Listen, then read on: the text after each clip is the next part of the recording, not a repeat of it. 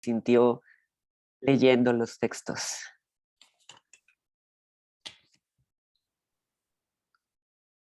Lo que hayan podido leer está bien. ¿Sí, Nayeli? Hola, ¿cómo están? Buena tarde. Híjole, a mí me fascinó el primer texto. Ay, es que soy pésima para los nombres. El de Miquel Misé, Sí. esta reflexión que hace respecto a la validación de los cuerpos, estuvo genial, genial. Tomé muchas notas y me parece que es algo súper, súper importante de reflexionar.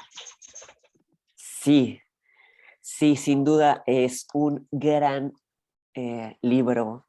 Es un libro muy crítico, es este que está aquí, que se consigue bien fácil por todos lados. Se llama A la conquista del cuerpo equivocado.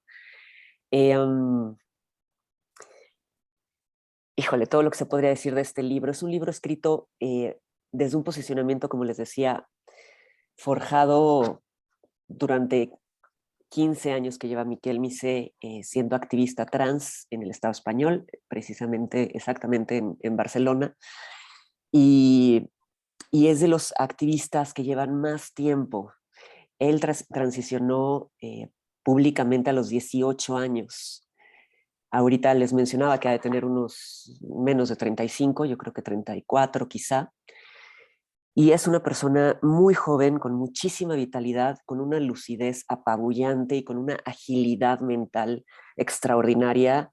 Por supuesto que les recomiendo que continúen leyéndolo, pero si tienen la posibilidad de buscarle en YouTube y ver sus presentaciones, me parece que ahí se muestra mucho más lo ágil que es, lo matizados y sofisticados de sus puntos críticos, de sus aportes, y como les mencionaba en otro momento, no son posturas precisamente populares dentro de las poblaciones trans, porque son muy críticas y no son muy bien recibidas por las poblaciones trans. Este libro, Miquel Misé no esperaba que tuviera tal impacto. Él no esperaba que lo leyeran personas fuera del Estado español, y en Latinoamérica ha sido muy leído y muy eh, confrontado, porque las realidades son muy distintas, ¿no? Y de repente sus posicionamientos pueden ser un tanto pues eurocentrados, en tanto que no toma en cuenta las realidades tan precarizadas que hay en otros contextos. Entonces hay que tomar en cuenta eso para poder situar de una manera adecuada el texto. A mí me parece importantísimo que este apartado que leímos es un apartado que fácilmente se puede deslizar hacia otros horizontes y pensar otras lógicas corporales fuera de lo trans. Creo que es ahí donde está su potencia. Creo que son elaboraciones que quizá hacia las poblaciones trans pueden ser disruptivas, pero si pensamos otras lógicas, resulta súper potente lo que ahí está aperturando en torno a la ética de las modificaciones corporales como el paradigma de éxito para la gran mayoría de las poblaciones. Creo que ahí está un punto sumamente potente para todos, en realidad. Y bueno, para quienes les interese, hay otros apartados, otros capítulos que son súper críticos del movimiento que han gestado las familias trans, las familias con niñas trans, que también son potentísimos, pero que son todavía más delicados, ¿no? Porque se pueden de repente desviar a deslegitimar, pues finalmente la potencia de un movimiento forjado por Está bueno mujeres, que madres de que familia. salgas. Por ahí, si pueden silenciar el micrófono, Michelle, sería fantástico. O Claudia, si le puedes silenciar. Gracias, fantástico. Bien, entonces, esto un poco para contextualizar el texto que leímos sobre Miquel Misé. Insisto, no se pierdan la oportunidad de buscarlo en YouTube para escuchar hacia dónde van sus preguntas, los aportes que va elaborando. Y es interesante que él empieza a situar toda su paradigma de transición, les digo, entre sus 14 y 18 años, y su mamá, Carmen Sánchez, una mujer que estudió publicidad, empezó a hacer grupos desde su poca sabiduría, desde el 2002. Su poca sabiduría centrada en justo cómo llevar un grupo, ¿no? Porque finalmente como madre tenía muchos saberes que iba recopilando, la gente le empezó a buscar porque su hijo empezó a volverse una figura pública allá, desde los 14 años estaba participando en grupos, y entonces desde el 2002-2003, eh, ella, Carmen Sánchez, formula este grupo llamado Transfamilias en Barcelona. Y es muy interesante porque desde entonces ha acompañado los procesos de muchas familias del Estado español desde un posicionamiento que les he compartido, un posicionamiento sumamente honesto que parte de afianzar el lazo comunitario entre las familias para poder afrontar las angustias y dejarse un poco estar y habitar la deriva que significa el paradigma trans en las infancias y en las adolescencias. Es decir, es alguien que no vende narrativas ya dadas sobre lo trans. Es alguien que no llega y te resuelve y te vende una receta de cómo debe ser la transición de tu hija, de cómo debe ser la intervención en la escuela, de lo que debería de estar pasando a nivel legislativo tal, sino que sencillamente es alguien que sabe sostener la angustia y desde ahí acompañar la angustia de las familias, asumiendo un posicionamiento que le da lugar a la incertidumbre del no saber hacia dónde devienen pues, los tránsitos de las niñas, de las adolescencias y las juventudes trans que están allá. Entonces, me parece que es importante su posicionamiento porque es un posicionamiento mucho más discreto, mucho más íntimo, mucho más uno a uno que el que hacen la mayoría de las organizaciones que crecen mucho, como por ejemplo lo fue Crisalis, que empezó en el Estado español en el 2008, no, 2011 más o menos, y a partir del 2018-19 hay una ruptura tremenda porque ya era una organización con más de 1000 familias en el Estado español, organizada también en las distintas provincias a través de asambleas, y eso hizo que hubiesen muchísimas tensiones y que las fundadoras Natalia Bentín y Zaida tuvieran una ruptura tremenda en el 2018 y 19 y forjaran otra organización que ahora se llama Euforia. Euforia es entonces una organización que está desde el 2011 en este tránsito también, que les comparto que ha tenido, y es una organización que ya se posiciona como transfeminista, aliada de otras luchas, que aboga por los derechos de las mujeres trans, que son trabajadoras sexuales, migrantes, racializadas, es decir, ya un posicionamiento político que forjaron Zaida y Natalia a lo largo de esta trayectoria, que eso es lo complejo, que las familias que se van sumando a estas organizaciones, sobre todo en los espacios de habla hispana, es decir, Latinoamérica, el Estado español e incluso en California también, en Arizona, suelen a trazar ciertas rupturas con la historia de la lucha de las mujeres trans, con la historia de la lucha de las trabajadoras sexuales. Entonces empiezan a crear espacios donde se segrega mucho a las poblaciones trans y su historia y que procuran mantener pues otras lógicas, otras categorías y otras narrativas para sus hijos, pensando que de esa manera se les protege de las violencias y la discriminación que ha impactado constantemente a las poblaciones trans en tantos territorios. Esto es muy complejo, es muy delicado, pero es parte de las coyunturas que atraviesan las organizaciones forjadas por familiares.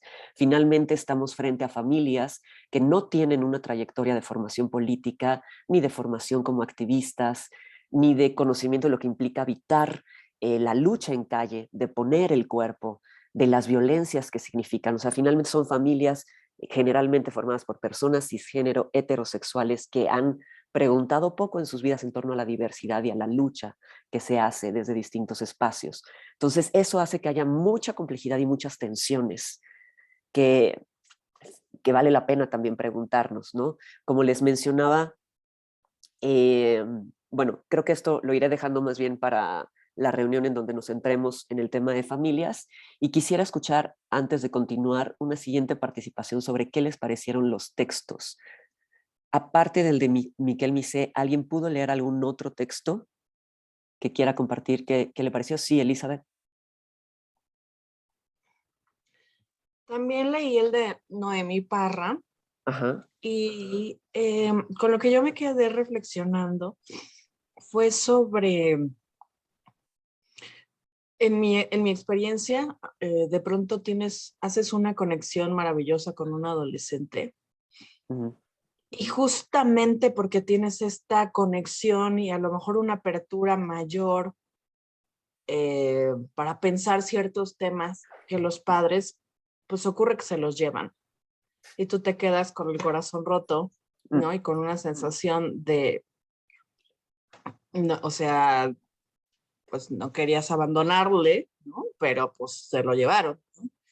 Y pensaba en esto, en estas poblaciones, ¿no? Porque pues habrá familias que sí quieran acompañar y que sí quieran como estar con sus chiques, pero yo creo que debe de haber muchas otras, y estoy pensando más hacia nosotros, o sea, aquí en México, ¿no?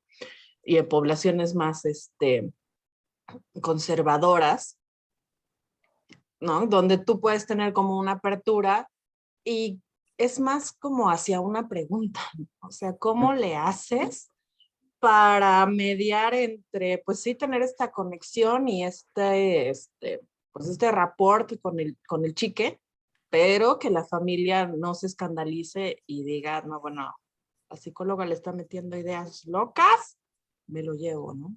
mm. Me parece que apuntas, Elizabeth, justo a uno de los desafíos más grandes que hay en el trabajo con adolescencias en general y por supuesto con adolescencias trans en específico. Em, Creo que esta es una idea que Jason también ha compartido en muchos momentos. Eh, Valdría la pena eventualmente abrir espacios para hablar de los equívocos, de los fracasos que hemos tenido, ¿no? De cómo nos ha pasado una y otra vez que de repente decimos, híjole, debí de haber cuidado mucho más el vínculo con les adres para que hubiera continuado el trabajo. Pero hice una intervención que fue muy confrontativa para trazar ciertos límites y entonces se cae el proceso, ¿no? Es uno de los desafíos, insisto, que tenemos siempre que trabajamos con adolescencias y que en esta situación eh, es muy complejo. Generalmente las poblaciones trans que recibimos, Jason y yo, por ejemplo, o Caos, si está por ahí, sí, sí está, generalmente cuentan ya con el apoyo de alguna manera de los familiares porque ya buscaron a alguien que sabe, que trabaja con poblaciones trans e incluso que es una persona trans, ¿no? O sea, ahí hay un paradigma pues bastante sesgado de lo que se podría decir en ese tenor. Sin embargo, igual llegan muchas familias que dicen, bueno, aquí va a ser un buen lugar y se ven confrontadas con muchas situaciones. Y esto hace que hayan tensiones dentro de las posibilidades del trabajo. A mi juicio, y esto es algo que hemos platicado mucho, Jason y yo, lo que hay que procurar todo el tiempo es una posición estratégica, una posición que permita sostener el trabajo con las chiques, a sabiendas de que habrá algún momento en donde nos toque posicionarnos de manera frontal con les adres para legitimar los enunciados que les chiques han hecho infinidad de veces hacia ellas. Y esto implica en muchas ocasiones que les adres se vean precipitadas al torrente intrínseco al proceso de aceptación.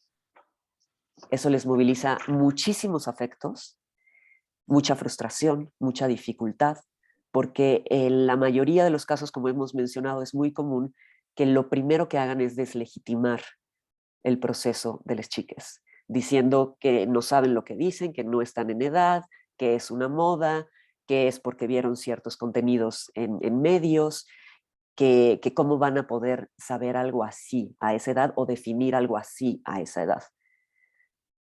En estos casos es mucho más importante el trabajo que hagamos con les adres o el trabajo que facilitemos con les adres.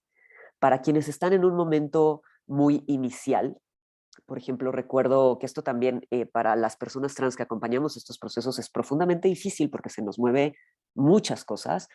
Recuerdo alguna vez que un padre mencionó, es que tengo un hijo de 33 años del cual siempre me he sentido orgulloso porque ha ganado todos los premios y ha estudiado fuera y pues ha cumplido todas las expectativas e ideales y ahora me siento con un hijo del que me avergüenzo profundamente y que no soy capaz de presentar en el espacio social.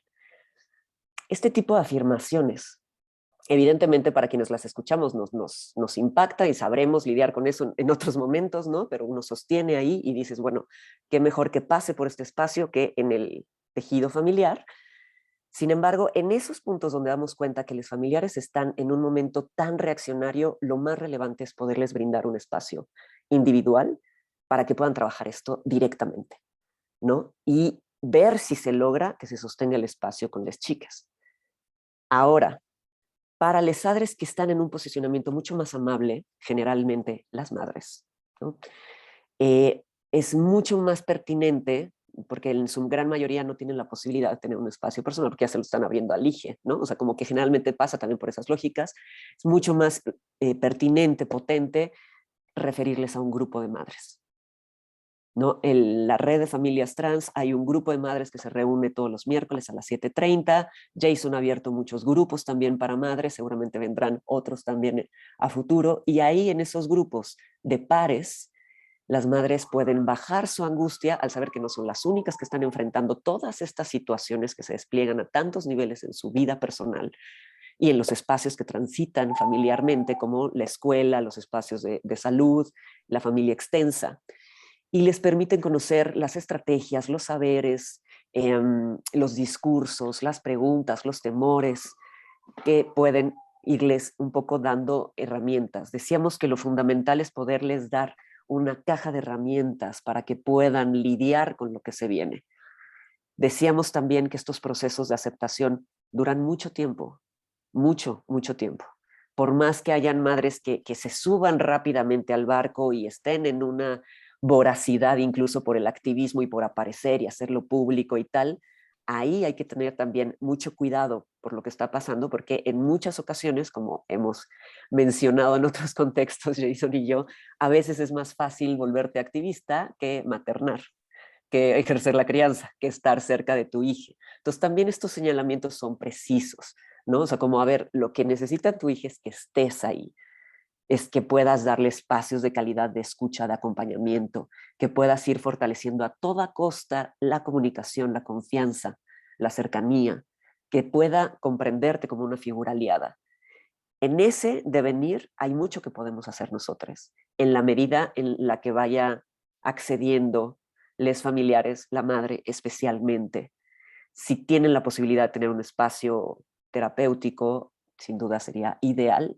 No es la gran mayoría de los casos por la situación pues de precariedad que en tantos contextos estamos.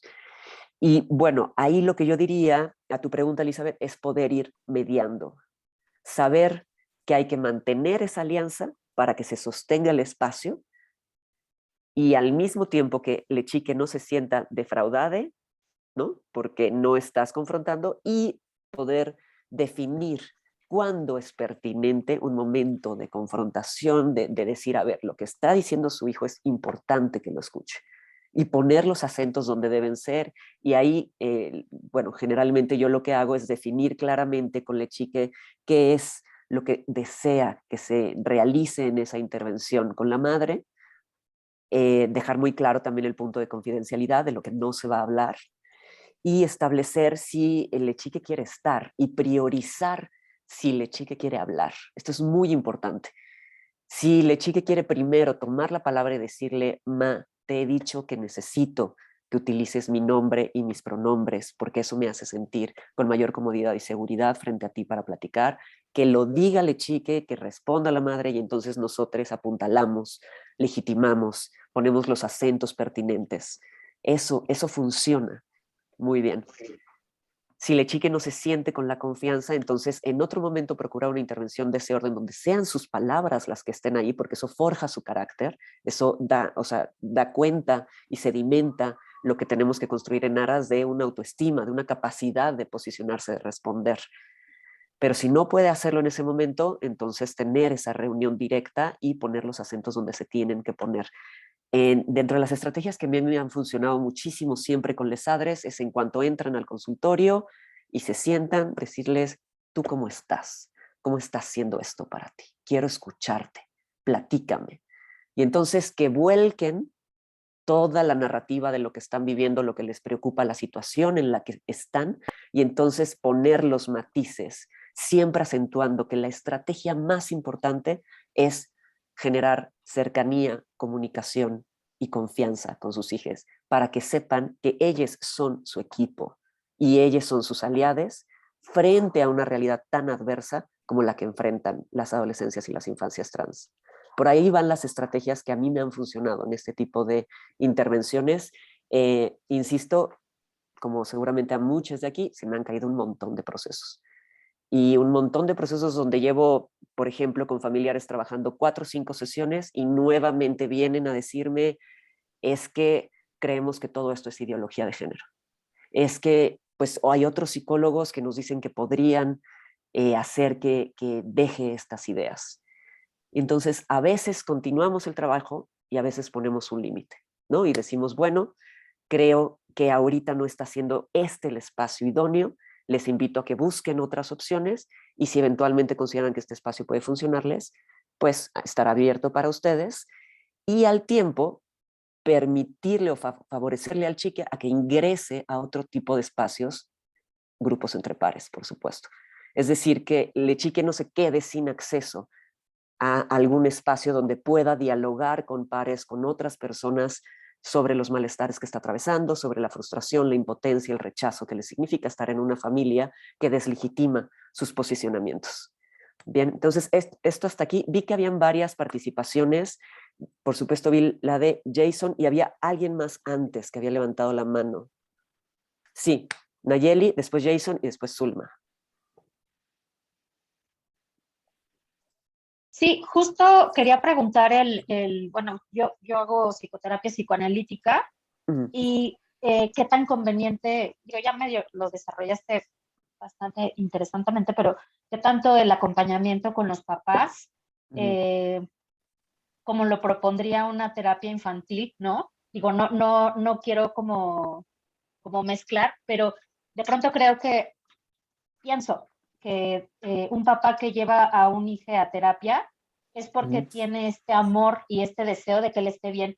Y a mí lo que me ha funcionado es mostrar el dolor que le genera al chique que no se esté escuchando e ir sosteniendo la angustia de los papás, pero mm, justamente parte del conflicto es qué tan conveniente es para el chique como, como, como estar como sentir el espacio invadido. mm, Evidentemente, pues se considera su opinión y lo que quiera, ¿no? exacto. Pero bueno, ese es un poco como lo Sí. que, y nada más quería hacer una paréntesis, no sé si sea pertinente, fuera de lo que estábamos hablando. Me parece que también era del texto de Miquel Misek, que me parece súper importante, es la erotización de los cuerpos, que Ujú, también hablaba, ¿no? Que de pronto es como, se aceptan los cuerpos, no sé, no recuerdo exacto cómo lo decía, es que yo me clavé mucho en el tema de lo gordito por razones personales, pero como decía que de pronto no se permite la erotización de estos cuerpos diferentes. Y ujú. esa parte me pareció como muy importante. Es todo, muchas gracias. Bien, gracias por tu participación, Nayeli. Yo te diría, del primer punto depende mucho de las características del proceso que estés llevando con la chique y con la familia. Creo que eso es muy importante, ¿no? Como ir a lo singular. Les comparto justo que de repente pasa esta situación que a mí me acaba de ocurrir y que está siendo muy difícil de sobrellevar, porque justo estoy atendiendo a un chico trans de 12 años que está viniendo sin el interés de tener el espacio, porque no confía en mí, no confía en adultos, entonces no lo aprovecha como podría ser. Y entiendo justamente por lo intrusiva que es la madre. Entonces, yo he dado cuenta que, digo, van mes y medio que les voy atendiendo, que justo la angustia que habita el espacio es la de la madre. Y la madre no deja de estar ahí y queriendo tener sesiones también y mandando audios y explicando lo muy preocupada que está, evidentemente con razón. Lo delicado es que ahí está esta coyuntura donde el chique no va a confiar. El chique sabe que no es su espacio, la demanda que está ahí depositada es la de la madre y claramente yo he hecho intervenciones de esto no está funcionando. Usted necesita tener un espacio para trabajar y tenemos que buscar otro espacio para su hijo, ¿no? Porque justo aconteció esto, se desbordó la angustia de la madre. Es decir, podemos dar ciertas líneas para contener la angustia de los familiares, pero también puede pasar esto donde se desborda en el espacio y ya no funciona para un adolescente porque no lo siente propio, porque no hay una demanda propia ahí y porque quien está habitando el espacio es la madre. Entonces, eso es lo que habríamos también de evitar. Sin embargo, la ansiedad y la angustia y la incertidumbre que viven las mamás generalmente empuja a que ocurra esta situación. Entonces, tenemos que estar todo el tiempo logrando poner límites, logrando trazar las direcciones para que pueda esa angustia habitar el espacio que la madre pueda procurarse, ¿no? Ya sea en un grupo de pares, que los grupos de pares que se gestionan desde la red de familias trans y otras organizaciones son gratuitos, entonces, bueno, hay un acceso un poco más sencillo, más fácil que en el espacio terapéutico de su hija. Bueno, esto sobre ese punto y sobre lo que mencionas de que voy a insistir, siempre traigo este libro a colación. Recuerdan que en la primera clase tuvimos varios textos de este libro de Amor Trans. El último de los que estaban ahí colocados es de Teo Pardo, que es este chico trans, bueno, hombre trans que eh, se dedica a la educación sexual de niñas y adolescentes. Se llama Un tío sin polla hablando de follar sobre la potencia política del deseo y lo que la mirada trans puede aportar a la educación sexual. Es un poco más largo que los otros, pero es extraordinario para comprender esta lógica de las comunidades de deseo. Teo Pardo habla de cómo los cuerpos que no cumplimos las normatividades hegemónicas, es decir, cis y heterocentradas, somos cuerpos en deuda. Y cómo es que esa deuda, leyéndolo desde una lógica económica, es muy interesante, participa de la manera en la que trazamos vínculos. Esta lógica puede desplazarse a otras corporalidades que no cumplen con estas normatividades, que siempre nos vivimos como teniendo una especie de menos, una carencia, que compensamos de algunas maneras en la manera en la que nos relacionamos. Teo Pardo a lo que apuesta, al igual que Miquel Misé, es a trabajar los imaginarios de deseo, para que no estén únicamente centrados en esos cánones de belleza delgada, blanca, cisgénero, que tanto se promueve en todas las redes y en todos los medios. Entonces, ellos apuestan porque interviniendo esos imaginarios de deseo y abriendo otros circuitos afectivos y eróticos, es que pueden inscribirse otras poblaciones. ¿Cómo se traduce esto, por ejemplo, con adolescencias? Insistimos en que diversifiquen los referentes que ven, que puedan elegir a quién siguen, que puedan elegir de manera crítica, que reflexionen sobre cómo impacta el estarse exponiendo a cuerpos hegemónicos. Es muy común en varones trans, sobre todo de Estados Unidos, que se apuesten por construir cuerpos musculosos, delgados y que todo el tiempo estén mostrándose, ¿no? Como en esta lógica de exhibir lo logrado.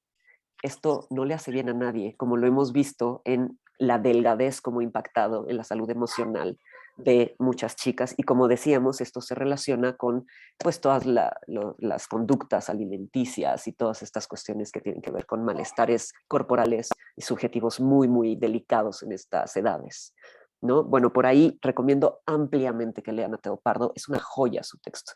Continuamos con las participaciones. Jason, ¿estás por ahí? Sí, pero ya habías cubierto, por eso bajé el brazo nomás, justamente apuntar esta parte de que cuando nos toca trabajar con les adres, pues sí, entrarle también desde un lugar de empatía, entrarle desde un lugar donde también ellas pues están procesando mucho y sobre todo a mí me sirve mucho empezar a dar espacio para que hagan un duelo sobre la identidad de su hija, porque finalmente también ellas pues tienen que procesar un duelo, les cuesta trabajo y muchas veces en los grupos de sadres se censura un poquito estas partes de extrañar al hijo que perdieron, etcétera, y entonces en el espacio terapéutico es importante también ir dándole voz a esas cosas que a muchas veces y sobre todo las mamás, por este rollo de voy a apoyar y quiero apoyar incondicionalmente, no le dan voz también a sus procesos y pues por ahí salen cositas. Muchísimas gracias por este aporte, Jason. Por ahí me parece que continúa Zulma y después Lourdes. Hola, yo regresando un poco a la lectura de el verbo acompañar, este verbo en acción, ¿no? Que habita diferentes espacios y habla desde la familia, la escuela, y este tejido flexible y que solo se puede acompañar a estos chicos en comunidad. Pienso en el acompañamiento en las escuelas, donde estos chiques están 8 horas, donde las escuelas son lugares en donde finalmente separamos hombres-mujeres, hay baños de hombres y mujeres, ¿no?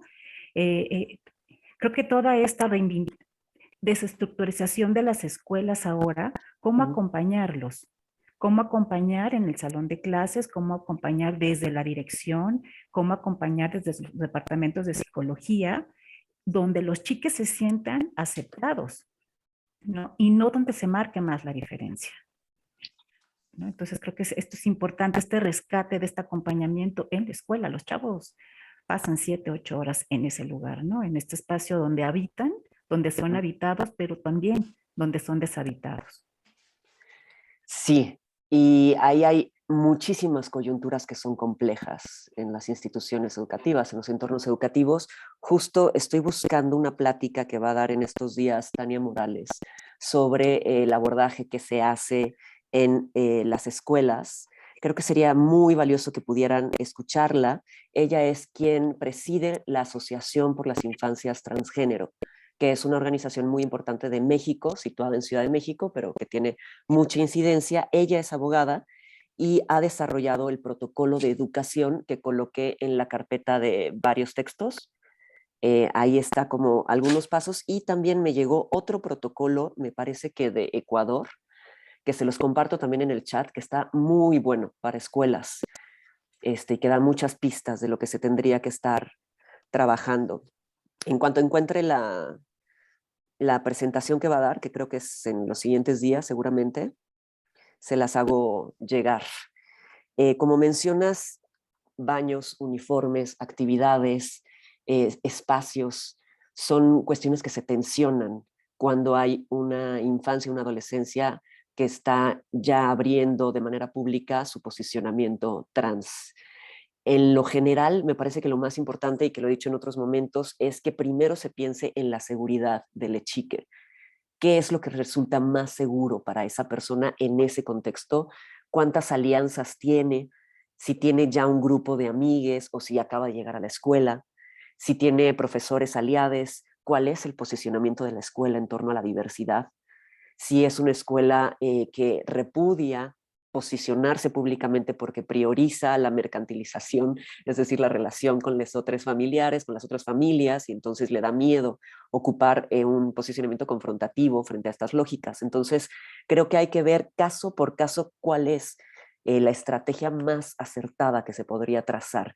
Sin duda, de manera general, me atrevo a decir que lo más importante es que pueda haber un posicionamiento institucional. Esa es la estrategia más efectiva, que desde las directives haya un trazo claro de cuáles van a ser las acciones que van a hacer, o sea, que pueda haber una planeación, un posicionamiento, una reflexión, una sensibilización desde ahí, desde arriba, para trazar cómo van a abordar todo lo que va a devenir si se posicionan públicamente. A partir de ello, hay que trabajar con todo el personal que labora dentro de esa institución educativa a través de sensibilizaciones, capacitaciones.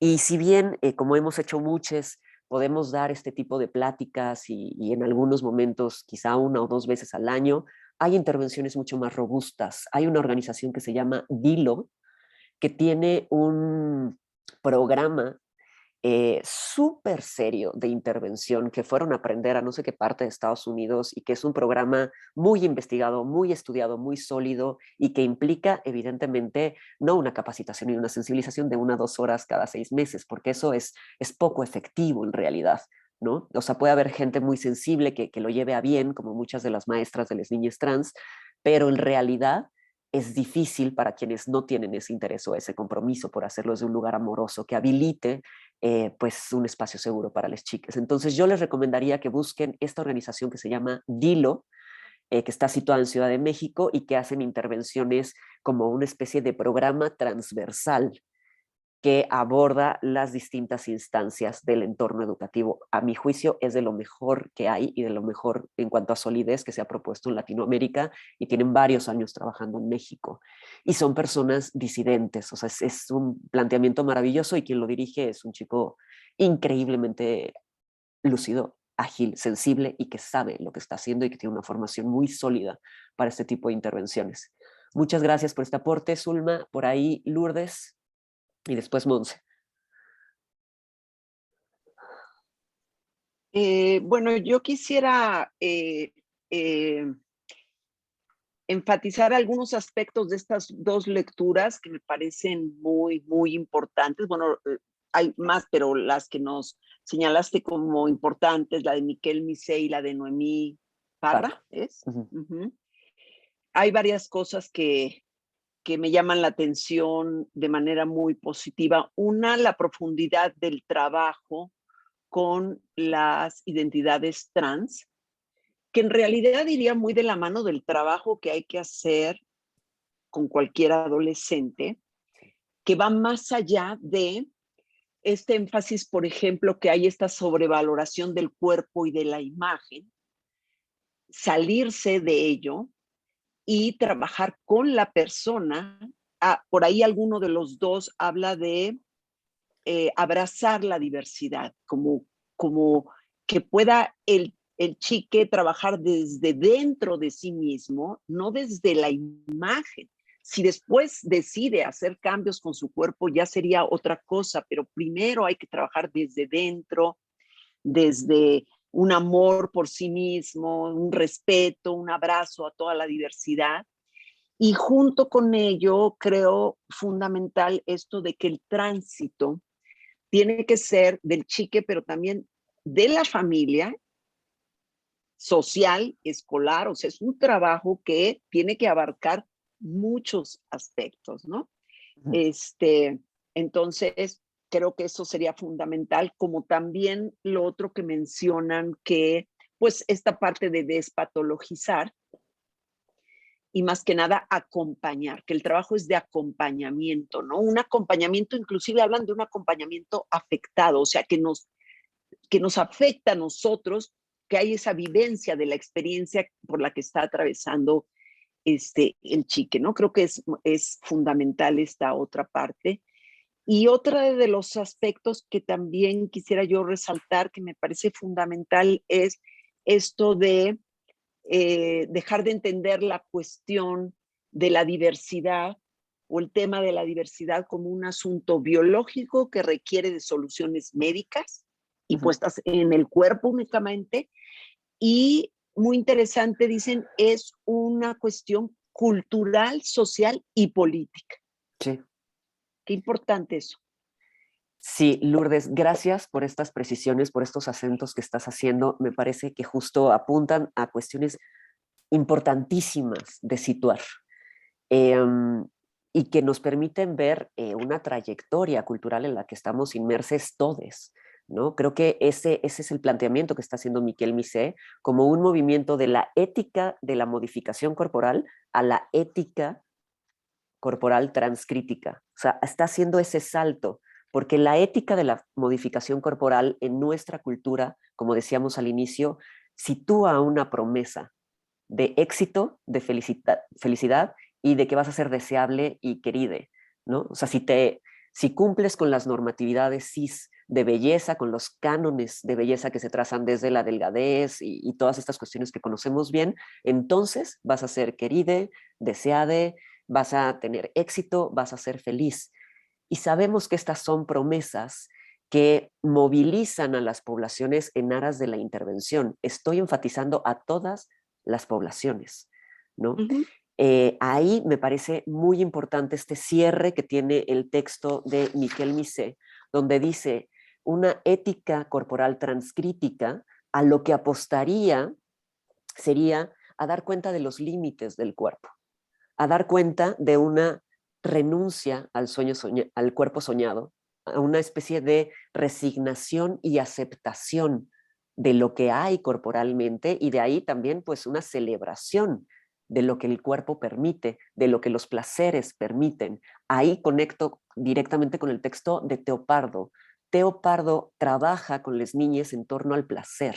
Y esto es muy interesante porque es uno de los tabús más grandes, Pero la educación sexual que plantean en el Estado español, en Barcelona en específico, desde hace mucho tiempo, hace este tipo de abordajes. Por ejemplo, estuve en una ocasión presenciando una intervención que estaban haciendo con muchas niñas de la diversidad en un espacio donde estaban sus familiares y tal, y entonces le dieron pinceles a las niñas para que acariciaran con el pincel la cara de otra niña, ¿no? Y entonces iban rotando entre las niñas y haciéndose cositas en la cara con los pinceles, y entonces hacía Teo Pardo una reflexión en torno a cuándo se siente bien, cuándo resulta molesto, con qué personas te sentiste más cómodo, con quiénes no, y desde ahí cómo puedes trazar límites. El placer como algo que puedes decidir y como algo que te permite también comunicar y posicionar límites con las demás personas. El placer como un eje de justicia social. Hay muchas feministas que están trabajando sobre la justicia social desde la lógica del placer para las mujeres. Es interesantísimas estas vías de intervención que se están pensando. Hay muchas lógicas que podríamos pensar desde ahí y el texto de Teo Pardo, insisto, se aboca a ello. Entonces, retomando estos cierres que hace Miquel Missé, menciona también trabajar el dolor por vivir en una sociedad que te deslegitima, una sociedad hostil. Igualmente, trabajar la culpa por no cumplir los estándares, trabajar esa deuda. Si se dan cuenta, estas líneas que menciona Miquel Missé es algo que desearíamos para todas las personas, niñas, adultos, adolescentes. En su mayoría atravesamos este tipo de posicionamientos, este tipo de dificultades. Y tampoco se puede exigir a las niñas y a los adolescentes trans que sean los grandes ejemplos de aceptación corporal cuando en realidad casi nadie estamos ahí, ¿no? O sea, creo que también hay que ir con cautela frente a ello. También hay que tener muy claro que si bien hay una urgencia generalmente en las chiques, los adolescentes trans por intervenirse corporalmente, esto no es una realidad asequible para la gran mayoría de adolescentes, así como tampoco es una realidad asequible que puedan cambiar sus documentos. Muy pocos adolescentes pueden cambiar sus documentos porque necesitan el apoyo de al menos un familiar y eso es muy difícil que pase. Muy pocos adolescentes tienen acceso a la intervención corporal. Claro que los medios lo magnifican y alimentan los pánicos morales que sirven para los grupos antiderechos para venir y molestar a las poblaciones trans. Pero bueno, situando de manera muy específica para quienes no tengan todavía claro a qué tipo de intervenciones nos estamos refiriendo, en las poblaciones trans habíamos dicho que hay la posibilidad de administrar bloqueadores puberales en la etapa Tanner 2, que puede ser a los 10, 11 años, pero conozco niñas que a los 9 años empiezan con el proceso puberal, que estrictamente es cuando por ejemplo, a quienes fueron asignadas niña al nacimiento, cuando se les bota el pezón, o ciertas características de los testículos para quienes fueron asignadas varones al nacimiento.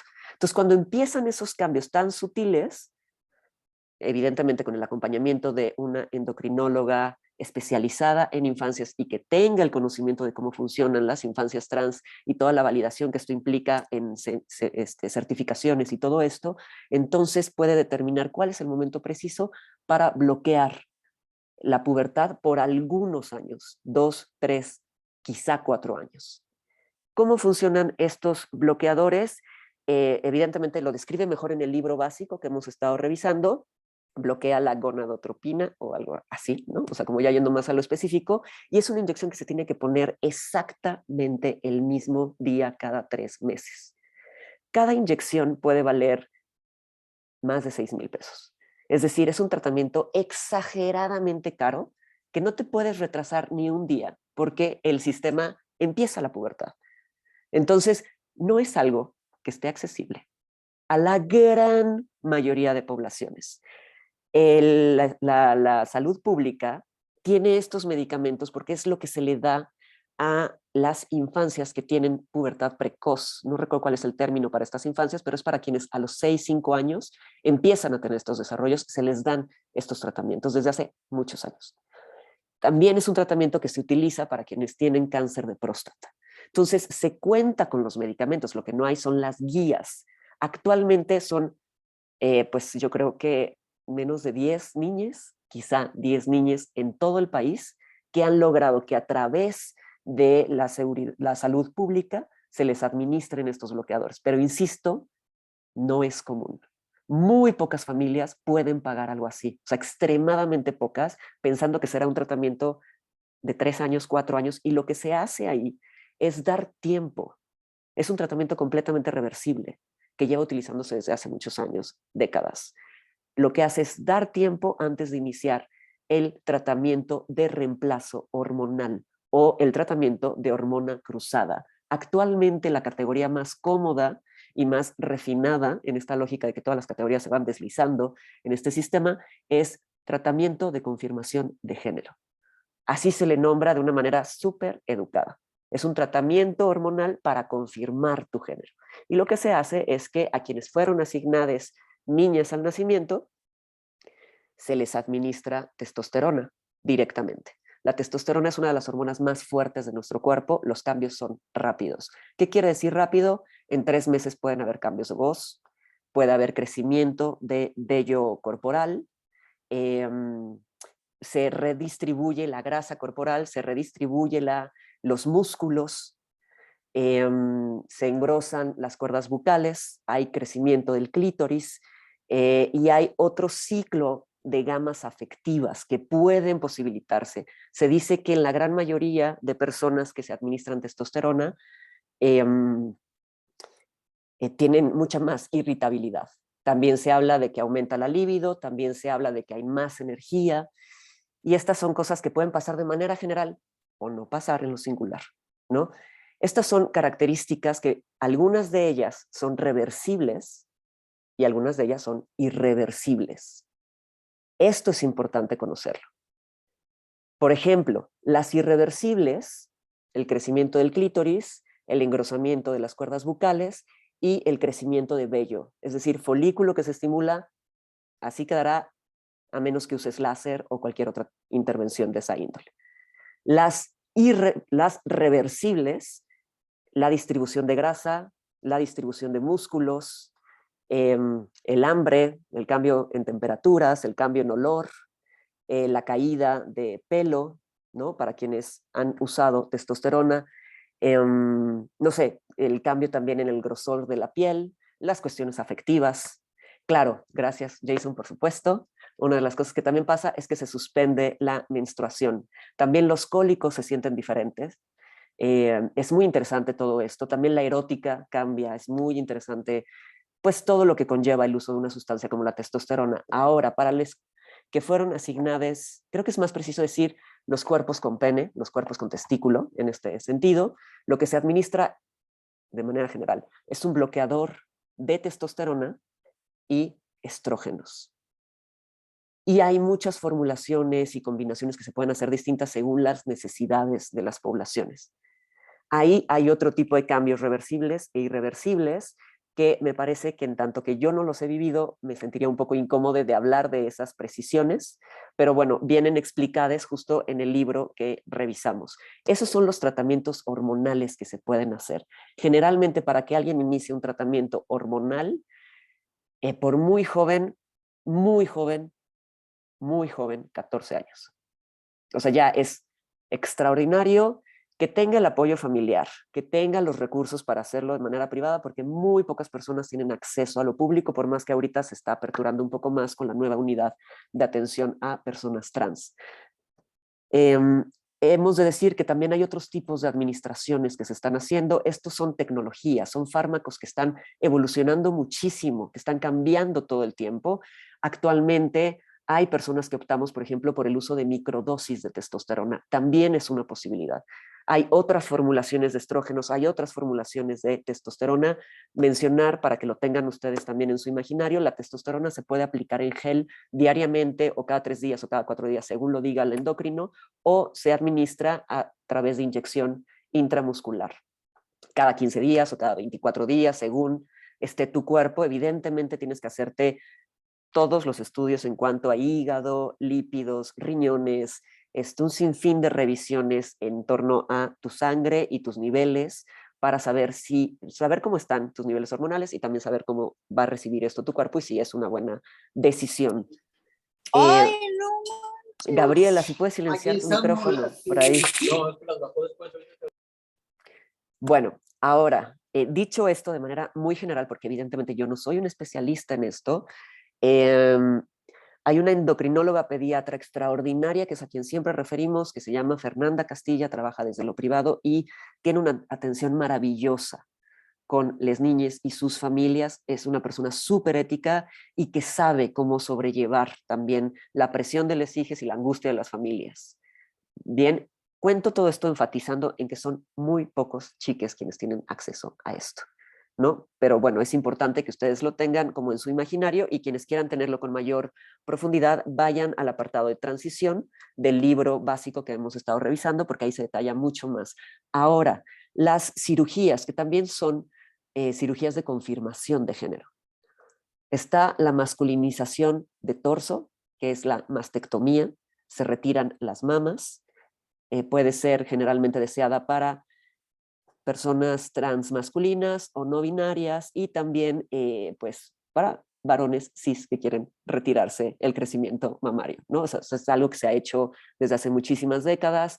La faloplastía, la vaginoplastia, feminización facial, todas estas cirugías es extraordinariamente raro que se realicen antes de los 18 años.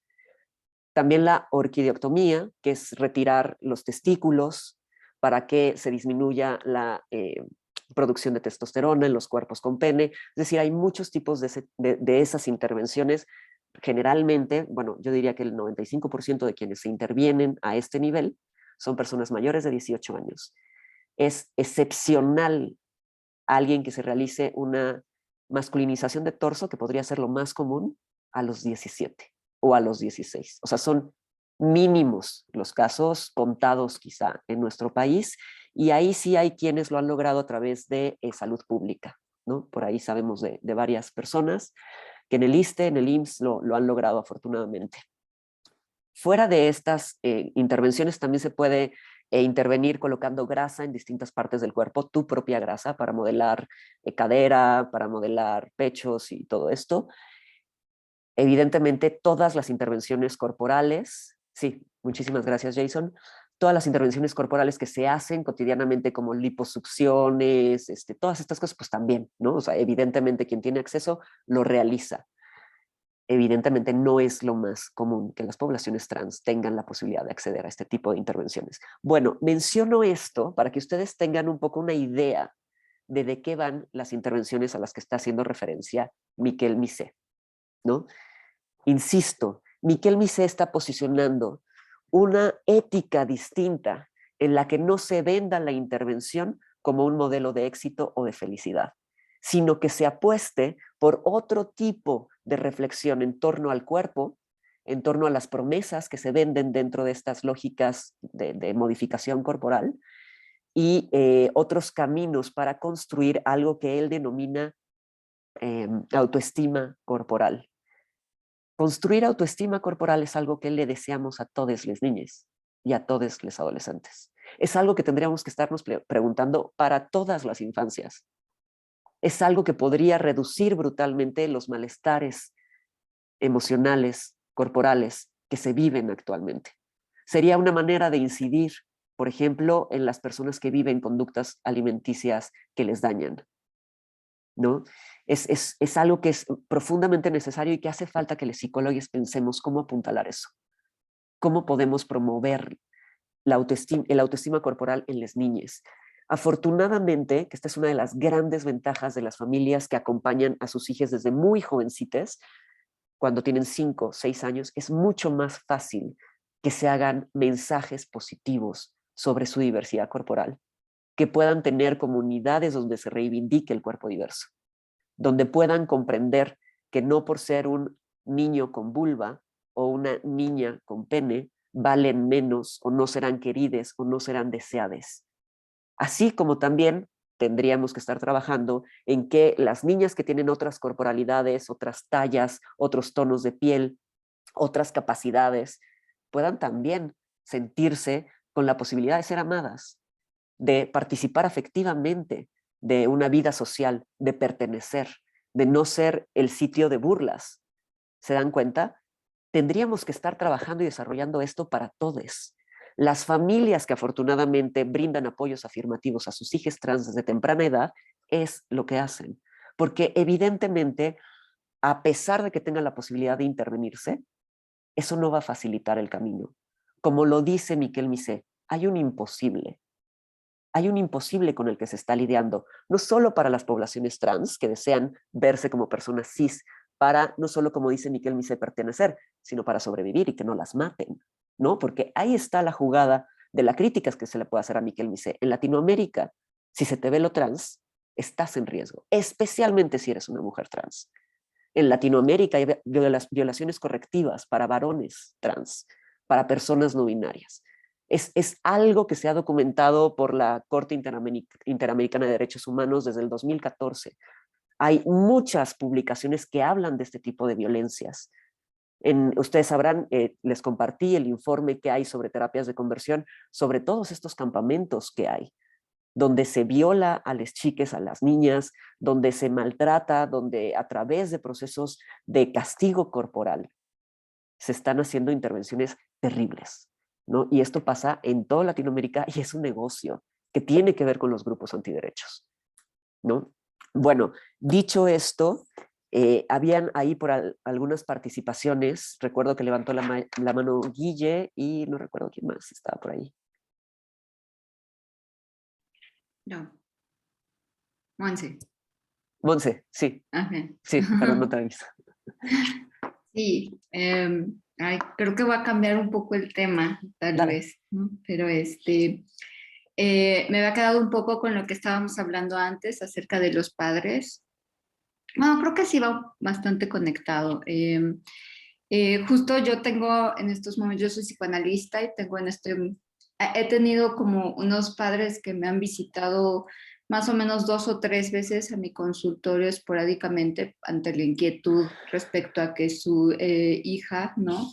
Sea trans. Les cuesta mucho trabajo decirle hija, ¿no? Usualmente empiezan la sesión hablando de hija y en femenino y terminan hablando en masculino y de hijo, ¿no? Pero una de las cosas ha sido que en este deseo de transición, pues los padres, ante la duda y el miedo a que empiece un tratamiento hormonal, que se vaya a arrepentir y quede su cuerpo afectado, le piden que vaya a terapia, ¿no? Entonces, su hija pide ir con un terapeuta, la mamá investiga y es un terapeuta trans, ¿no? Y esto a la mamá en su lógica, que es algo que me llama mucho la atención, es como, claro, como es trans, le va a decir que es trans, ¿no? O sea, como un poquito esta proyección y esta lógica, ¿no? De si está como cosa muy paranoide y proyectiva de si es gay me va a querer ligar, si es trans va a querer que me lo va a contagiar, ¿no? Va a querer que seamos parte de, ¿no? Entonces no le permiten tener el terapeuta que desea, le ponen una terapeuta que ellos eligen, ¿no?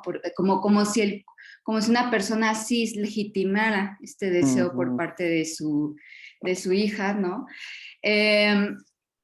No hacen conexión, obviamente, ¿no? Entonces, tarde o temprano la hija termina yéndose de intercambio, que me parece una decisión sana de parte de ella, porque allá en el país al que se va, ella puede acceder a una terapia ya gratuita por parte de fundaciones y ya con un terapeuta trans sin depender económicamente de que sus padres le apoyen, ¿no?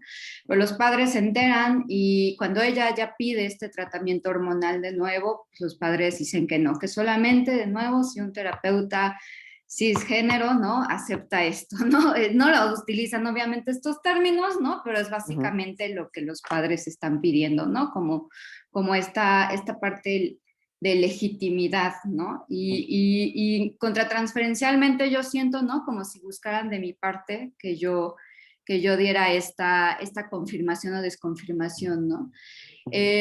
Parte de lo que de pronto yo pensaba y que un poquito dentro de mi campo psicoanalítico yo veía que no lograban tener esta comunicación, ¿no? O sea, era como totalmente, sobre todo en fechas en donde inevitablemente estaban teniéndose que juntar porque su hija es menor de edad.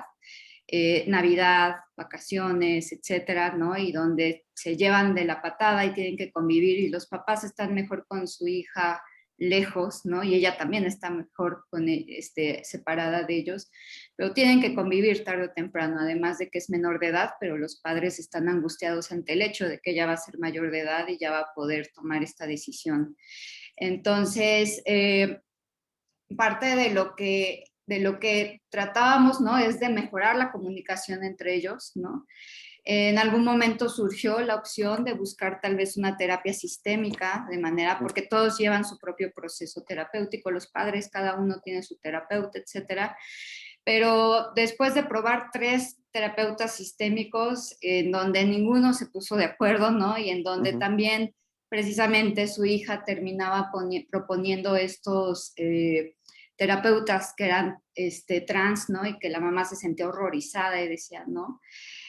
Yo me daba cuenta que contratransferencialmente algo que me pasaba es que yo constantemente cuidaba hablar de su hija como hija, ¿no? A pesar de que los papás terminaban cambiando el lenguaje a hijo, y es que mi hijo, y terminaban diciendo el nombre masculino, a pesar de que pedía constantemente que le llamaran de otra manera.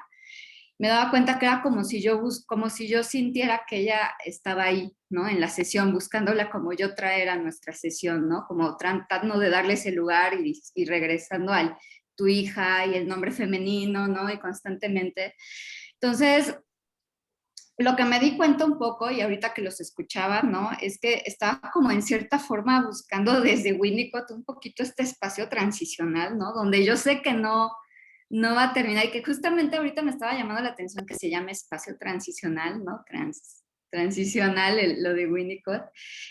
Perdón, estoy hablando muy psicoanalítico, pero y me llamó mucho la atención, Dani, lo que mencionabas acerca de padres que se acompañan entre ellos, ¿no?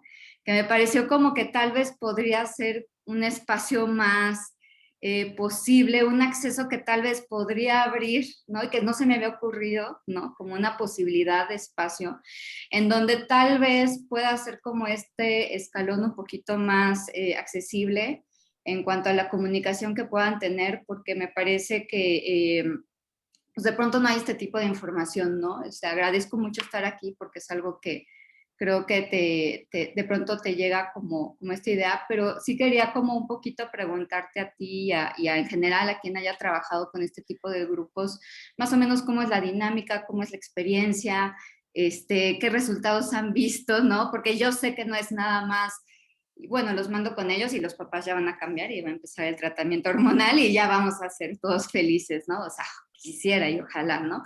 Pero creo que sí puede ser de nuevo, o sea, llegando a este punto que pueda ser como este espacio en donde puedan compartir un mismo lugar, sobre todo en estas fechas que yo menciono que son los momentos caóticos en que tienen que compartir un mismo lugar, ¿no? Y es muy difícil para ellos y por eso yo creo que contratransferencialmente constantemente yo trataba de traer a su hija a la sesión, ¿no? Claro, muchísimas gracias, Monse, por compartirnos todo esto. Entiendo que nos estás preguntando precisamente cómo funcionan esos grupos, ¿no? Sí. Jason, ¿quisieras entrarle tú que has llevado por ahí? Pues bueno, hay de entrada, yo diría, 2 modalidades de estos grupos, que son los grupos de acompañamiento entre pares como tal, que finalmente son estos grupos autogestionados por las propias mamás, algunos papás, donde pues lo que acontece finalmente es que se ponen de acuerdo cada cierto tiempo para conectarse juntos, para compartir sus angustias, para compartir cómo va el proceso de cada uno de sus hijos, fíjate, hay un chat por ejemplo, hay chats de WhatsApp donde pues ahí se están al día, rollo, y esos van brindando este acompañamiento. A ver, hay otros grupos diferentes que ya son los que nosotros llegamos a facilitar, que son facilitados por algún profesionista, donde pues ahí lo que se da, bueno, como yo los manejo, se dan ciertas temáticas básicas o ciertas temáticas un poquito más avanzadas para mis padres que ya tienen lo básico.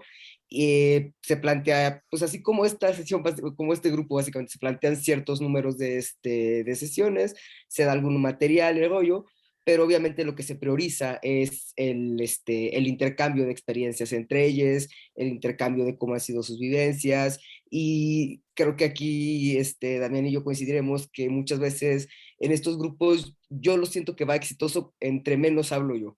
Cuando ya yo dejo de hablar y nomás doy una introducción y les digo vamos a hablar de esto, y ya ellas se sueltan a platicar soles, entonces es ya que mi trabajo está hecho con ese grupo, básicamente. Muchísimas gracias, Jason, por contarnos de cuál ha sido pues toda la labor que has hecho también. Y también agregar que cada 2 meses más o menos se organiza un picnic en Chapultepec, en una zona súper segura y hermosísima de Chapultepec, de la primera sección en Ciudad de México, y se reúnen ahí un montón de familias, ¿no? O sea, van alrededor de 80, 100 personas. Hay actividades para los adolescentes, para las niñas, para las familias y después actividades de integración.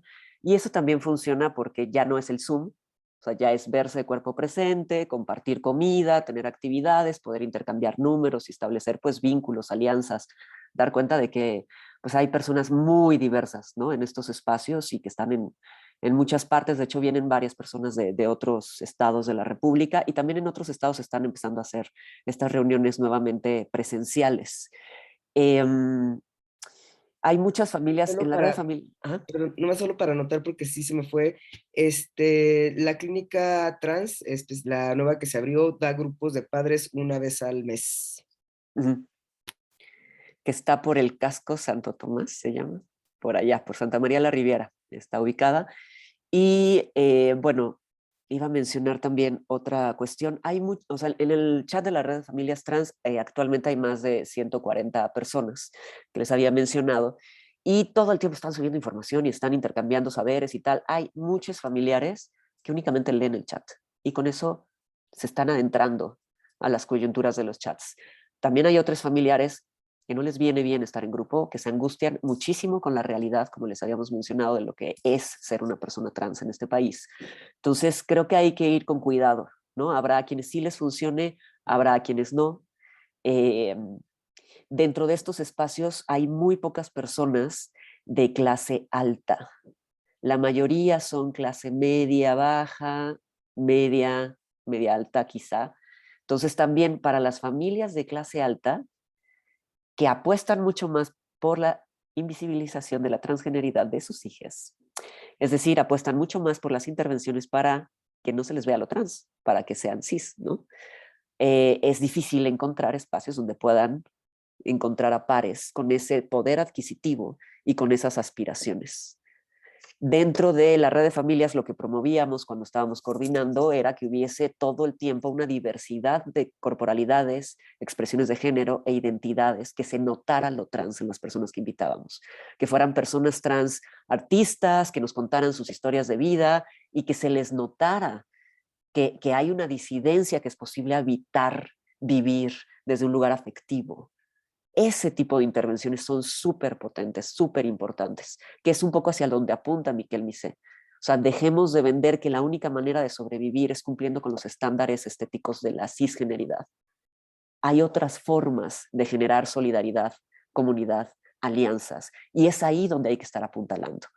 Es fantástico quienes se quieran intervenir, no hay que estigmatizar, también es abrir una posibilidad de vida en un contexto profundamente adverso. Entonces no podemos criticar a quienes dicen, me quiero hacer de todo, date, ¿no? O sea, finalmente autonomía corporal ante todo. No podemos ser pro aborto y estarle diciendo a la persona trans que no es legítimo que se quiera intervenir, o a la mujer cis que se quiere intervenir. Creo que hay que situar las preguntas que son potentes. ¿De dónde viene el deseo de intervención? Y no a la persona. Quizá si la persona, si todas esas preguntas serán pertinentes, no nosotros estarle metiendo ahí la duda, pero socialmente, ¿desde dónde se construye? ¿A qué responde el deseo de querer cambiar mi cuerpo? Y ahí es donde es potente, porque no estamos pensando solamente a las personas trans. ¿A qué responde el que me quiera hacer una liposucción, el que me quiera poner botox, el que me quiera poner ácido hialurónico? ¿A qué responde que quiera tener cierto tipo de corporalidad e insistentemente me inscriba al gym? O sea, todo eso es estatus, privilegio, acceso a espacios, acceso a comunidades de deseo, acceso a todo lo que tiene que ver con, finalmente, un capital social, cultural, económico, que se facilita si cumples esas normatividades. Y eso es lo que tendríamos que estar trabajando, porque es el foco de los malestares subjetivos que escuchamos en el consultorio. Esto es un poco, me parece, híjole, no voy a decir groserías, pero lo malo del psicoanálisis o de la terapia, ¿no? Que está en lo individual trabajando cuestiones que tendrían que visibilizarse a nivel social, porque se están reproduciendo sistemáticamente, de manera estructural. Estos malestares que nosotros atendemos en su mayoría tienen un cauce social y responden a estas lógicas de deseo y de afectos que son tan excluyentes y que están tan alineadas a la lógica del deseo masculino. O sea, piensa en quién se interviene y por qué. ¿Para qué? ¿Qué es lo que está buscando? ¿Qué tipo de intervenciones hacen las personas que se viven como varones cis? ¿Y a qué responden esas lógicas? Bien, ahora sí, Lourdes, perdóname por tomarme tanto tiempo de intervención. Te escuchamos. No, para nada. Bueno, primero un comentario con respecto a la visión de este psicoanálisis tradicional como inició, ¿sí? Que mira la parte interna, individual, intrapsíquica de los sujetos.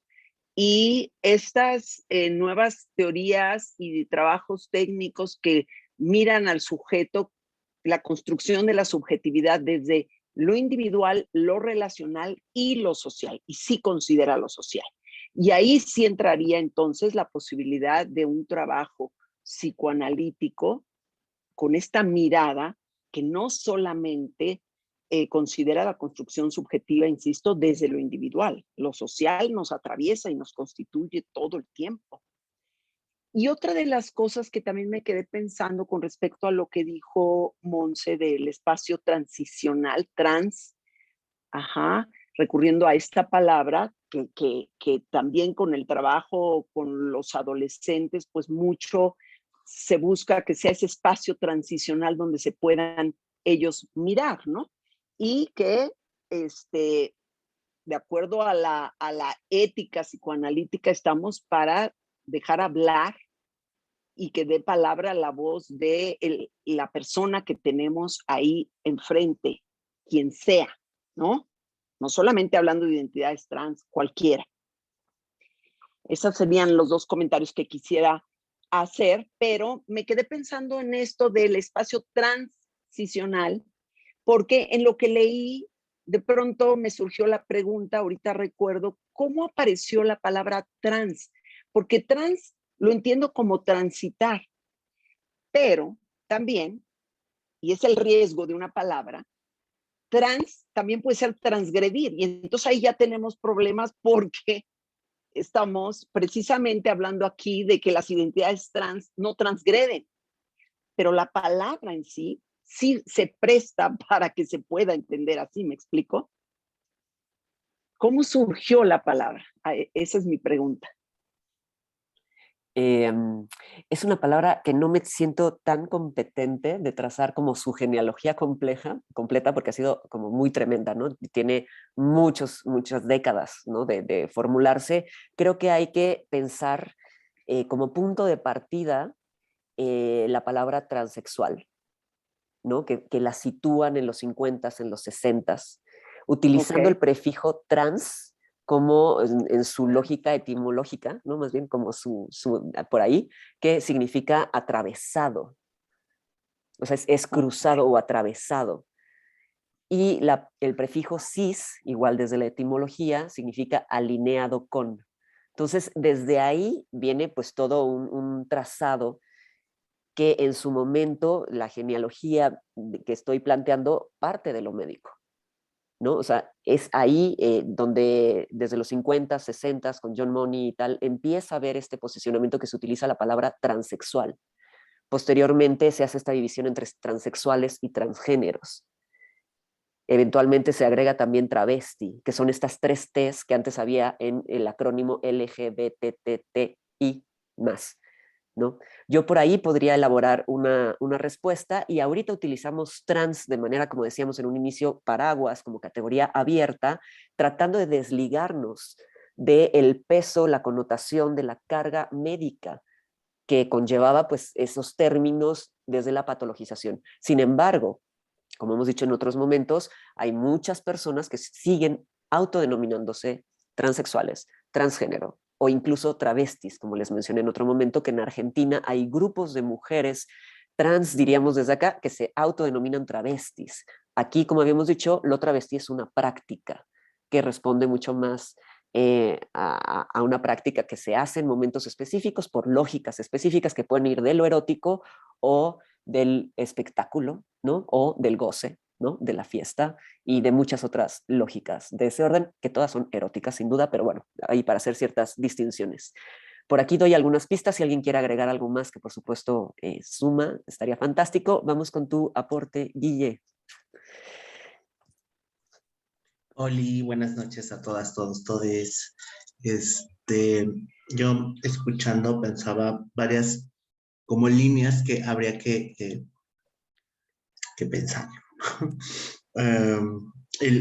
Escuchaba la grabación de la sesión pasada y algo que se me hizo una revelación por cómo se nombró y se enunció, es decir, que muchas veces el malestar del cuerpo de las personas trans no sale de la misma subjetividad, sino de todas las personas que le están diciendo tu cuerpo está mal.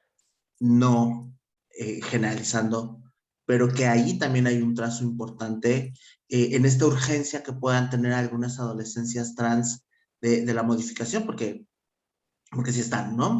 Es decir, en qué momento y que pueda haber una cuestión de mucha frustración con algunas personas, algunas adolescentes, porque no puedan acceder, lamentablemente, a todas estas posibilidades de confirmación, de estrategias de confirmación. Y también pensaba un poco, ¿no? Siguiendo a Pablo Preciado, que estrategias farmacopornográficas y biotecnológicas las utilizan cis, trans, no binarias, ¿no? Todo el tiempo, ¿no? Entonces, a veces, como hay una búsqueda de perfección hacia las personas que nos ven en el margen, de decir, pero entonces tú tienes que tener un cuerpo mucho más en el canon que las personas cis, como en este juego de la deuda del margen, ¿no? Que es algo, creo que también una pista que por ahí nos puede ayudar a establecer redes importantes de trabajo de relación, ¿no? Y algo que el transitar por el cuerpo gordo, el movimiento creepy, el movimiento trans, me ha pues dejado como experiencia, es que cuando colocamos que no hay un punto final en el proceso de transición ni de reconciliación con el cuerpo, ¿no? Que esto siempre va a ser una negociación, ni siquiera en estos movimientos de las personas cis, porque la misma lógica de desarrollo, ¿no? No es lo mismo asumirte en la adolescencia que en la adultez como una persona cis. Bueno, pues lo mismo pasa con el movimiento gordo, con el movimiento de poder prieto, con el movimiento creepy, con las personas trans, ¿no? Es decir, siempre vamos a estar negociando la corporalidad. Es un proceso permanente y a veces cuando llegamos a este lugar, ¿no? Bueno, y cuando digo un proceso permanente, no siempre es un proceso de bienestar, ¿no? Trabajando con mujeres sobre el cuerpo gordo, ¿no? Ellas dicen, hay días que me levanto y digo, no mames, ¿no? Hoy me cae que encarno la gordibuena y salgo y el mundo es mi pasarela y al otro día me veo y digo, pero ¿qué pinches te pasó? Y está así, ¿no? Y lo mismo pasa ahora que también estoy muy metido ahora en cuestión de la racialización de las cuestiones morenas, ¿no? Es decir, a veces podemos reconciliarnos muy bien con la cuestión de la quietud y de repente nos llega la blanquitud internalizada y lo mismo puede pasar dentro de los cuerpos trans, es decir, no va a haber un punto final, algunos adolescentes, algunas adolescentes, cuando llegue la operación de confirmación, algo mágico va a pasar, y sí pasan cosas mágicas cuando está ahí, pero que al final la negociación no acaba con estas intervenciones, no necesariamente.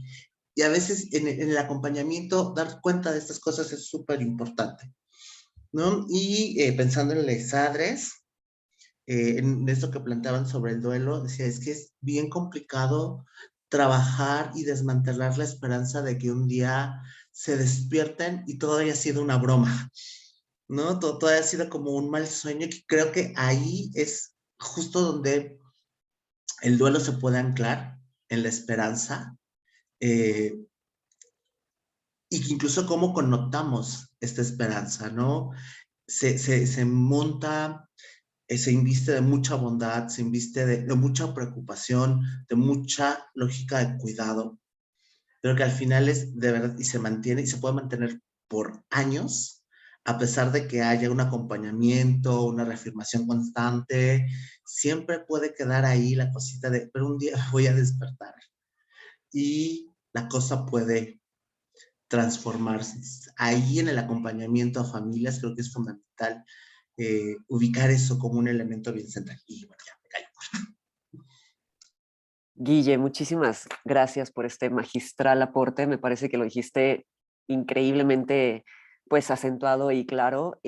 Celebro que hayas tomado la palabra en este sentido para decir que no hay punto final en el devenir, en la transición. Y eso no quiere decir que cuando llegue algún hablante, ¿no?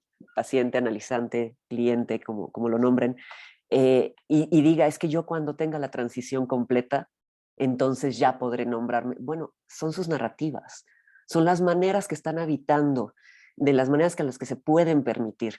Y está bien, pero creo que para nosotros de este lado nos toca tener esta advertencia, pensarlo desde ahí, como es que estamos en una construcción, en un devenir que no termina y como formulas justamente una constante negociación corporal. Y pienso justo en pláticas entre amigues, ¿no? Que empezamos a hablar de todos los cambios corporales que implica tener más de 35 años. ¿Y cómo lidia uno con eso? ¿No? Y con todo esto que está pasando y que implica ir tomando una distancia mayor con esos cánones que eventualmente quizá patrocinaron ciertos privilegios, ciertos capitales eróticos que permitían ciertos accesos. Creo que hay que comenzar a situar desde dónde se formula eso, cuáles son las miradas que se están buscando alcanzar y qué promesas se sostienen cuando se imagina que se alcanzan esas miradas a través de esas intervenciones o de esos esfuerzos que se hacen. Quería mencionar algo que no dije cuando estábamos hablando de las modificaciones corporales. Generalmente para las adolescencias transmasculinas o no binarias, asignadas mujeres al nacimiento, por decirlo de esa forma, una de las cuestiones más importantes y que más desean es el cambio de voz. Esto impacta de muchísimas maneras porque generalmente no se sienten cómodos hablando y no participan y no hablan en los espacios porque les da pena su voz, porque les sitúa de una manera como muy clara en posiciones en las que no se viven. Y aquí quería mencionar algo que es mucho más famoso en Argentina, por decirlo de alguna manera. Existen fonólogos que se dedican a enseñarte estrategias saludables para modificar tu voz, sin ningún tipo de hormona. Es decir, para engrosar tus cuerdas vocales con ejercicios diarios de repetición de ciertas vibraciones a través de vocales y de usos de algunas palabras. Y eso, con el paso del tiempo, naturalmente, qué horror usar esa palabra, pero bueno, va engrosando la voz, sin que tengan que tener acceso a una hormona como la testosterona. Cuando las chicas escuchan esto, les da muchísima tranquilidad. Y hay un sinfín de videos en TikTok de chicos que lo han hecho y que te cuentan cómo, y que puedes tener esa práctica mientras te estás bañando, mientras cualquier cosa, para ir engrosando tu voz de manera personal. Es decir, son intervenciones como ejercitar los músculos, ¿no? Es algo que se puede hacer de otras formas. Y así varias cosas, con estrategias, ¿no? Con alimentos que tienen ciertas cargas hormonales, evitar algunos otros. O sea, hay mucha sabiduría en torno a esto que de manera como mucho más clandestina, popular, en el uno a uno se puede conocer y que les permite pues tener ciertas acciones afirmativas para alcanzar lo que desean, sin tener que esto pues pasar por la lógica médica o con el diálogo con las familias y todas las imposibilidades que eso implica para muchas chiques. Bien, hasta aquí, ¿hay alguien que tenga alguna pregunta en específico, algo que quiera mencionar en este punto?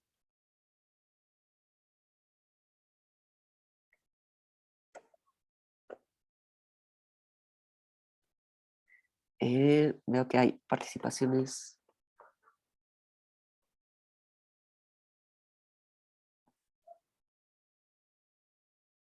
Sí, lo que han mencionado sobre el psicoanálisis relacional me parece súper pertinente. Creo que para quienes no nos hemos acercado al psicoanálisis relacional tenemos ahí un pendiente que nos podría abrir muchas puertas, por supuesto.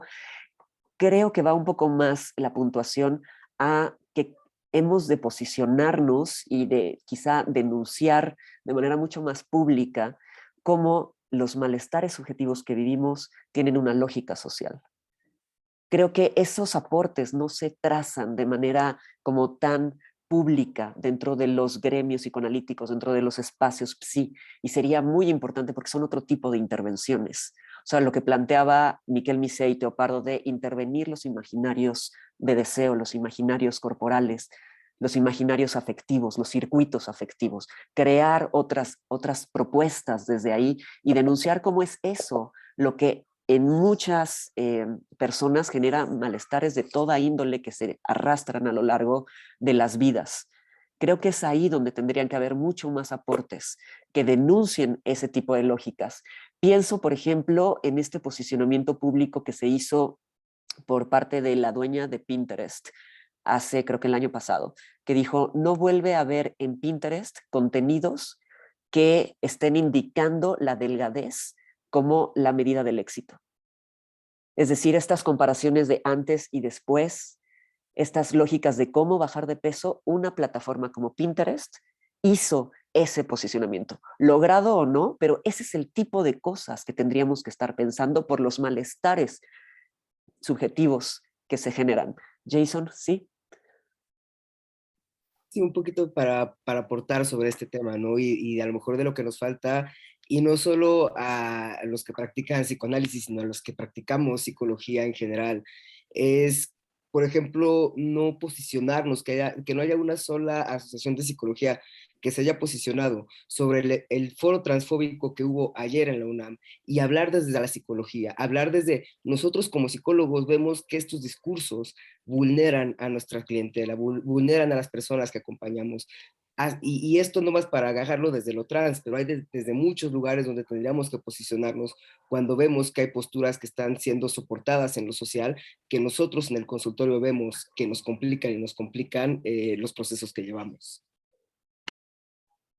Jason, muchísimas gracias por mencionarlo. Yo tenía un poco de temor de mencionarlo porque, híjole, ha sido una tragedia lo que está ocurriendo. O sea, que una institución como la UNAM abra un espacio así. Y yo justo pensaba en este texto de Derrida que se llama Universidad sin condición, ¿no? O sea, sin condición del amo, que no hayan ahí imposibilidades en el decir. ¿Hasta qué punto? ¿Hasta qué punto cuando sabemos las implicaciones que tienen estos discursos transodiantes, estos discursos que impactan directamente en las poblaciones que estamos atendiendo? O sea, nosotros nos dedicamos a acompañar esos procesos de dolor, de frustración, de impotencia, de deslegitimación que por todos lados están viviendo estas personas y muchas otras personas en otros sentidos, pero bueno, en específico en lo trans y en las adolescencias trans, aparte del adultocentrismo que también les invalida, y llegan estas vacas sagradas del feminismo a posicionar discursos donde abiertamente dijeron, este hombre que se cree mujer, ¿no? O sea, ese tipo de enunciados en foros legitimados por una universidad como la UNAM es gravísimo, gravísimo. Y les psicólogos que estamos ahí para sostener las afirmaciones que construye cada enunciante, ¿no? Cada hablante, la singularidad por excelencia. La invalidación que hubo en ese foro sobre o sea, la vivencia de las personas intersexuales.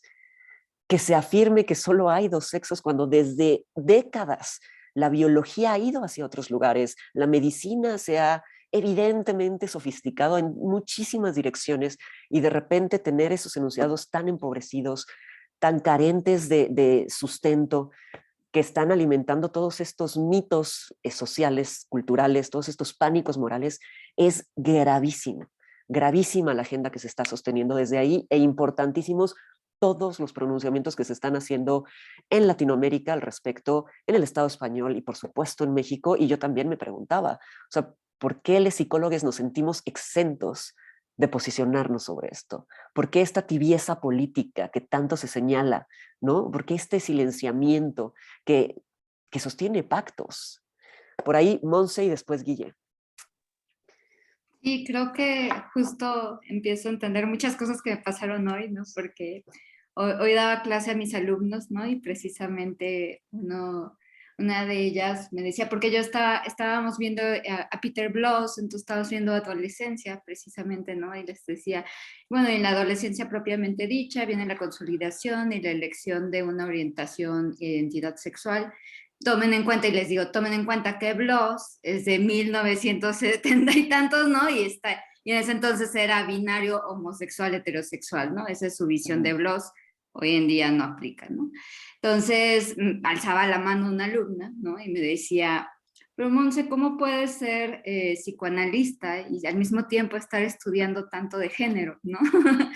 Y me decía como que no chocan las dos cosas, ¿no? Como que, ¿qué es lo que pasa, no? O sea, ¿cómo le haces o qué pasa? Y justo lo que yo le mencionaba es que se trata de eso, ¿no? De actualizarlo, porque claro que todas estas cosas, ¿no?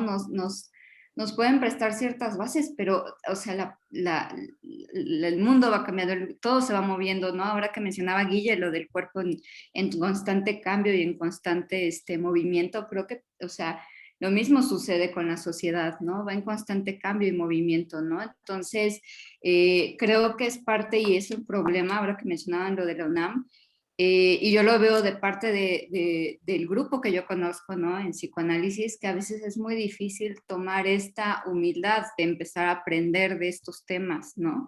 De empezar a educarnos y estar en esto.